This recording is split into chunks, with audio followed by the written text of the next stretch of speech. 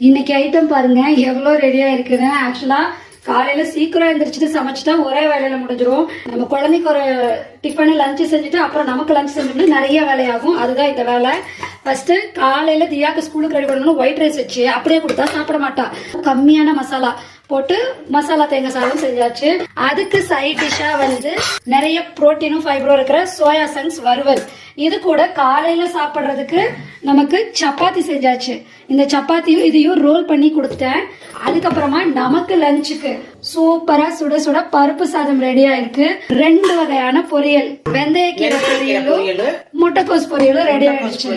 இது கூடவே சேர்த்து மிச்சமான சாதத்துல புளியோதரையும் செஞ்சாச்சு, புளி குழம்பும் வச்சாச்சு. அந்த ஒயிட் ரைஸ்க்கு இத்தனை ஐட்டம் பண்ணி வச்சிருக்குது. இப்ப என்ன பண்ணிட்டு இருக்காரு பாருங்க. எங்க வீட்டுல அது அப்படியே கொடுக்க கூடாது. அதை ஒரு அரேஞ்ச் பண்ணி கடையில கொடுக்குற மாதிரி கொடுத்தாதான் நான் சாப்பிடுற இடத்துல ஒரு 5-6 சேர்ந்து போகுது. அதனால ஆல்ரெடி செஞ்ச சப்பாத்தில இன்னும் கொஞ்சம் அந்த வெஜிடபிள்ஸும் போட்டு நம்ம ஆல்ரெடி ரெடி பண்ணி வச்ச சோயாவையும் ஸ்டப் பண்ணி சப்பாத்திய ரோல் பண்ணி கொடுக்க போறோம். என்னமா வச்சிருக்கிற மைனஸா வீட்லயே இந்த மாதிரி எல்லாம் இப்ப இருக்கிற பிள்ளைங்களா இந்த மாதிரிதான் விரும்புறாங்க. சூப்பரான சப்பாத்தி ரோல் ரெடி. சவர்மா மாதிரி பண்ணியாச்சு. ஆக்சுவலா சமையல் ஒண்ணுதான், அதை இவ்வளவு வெரைட்டி ஆக்கியாச்சு.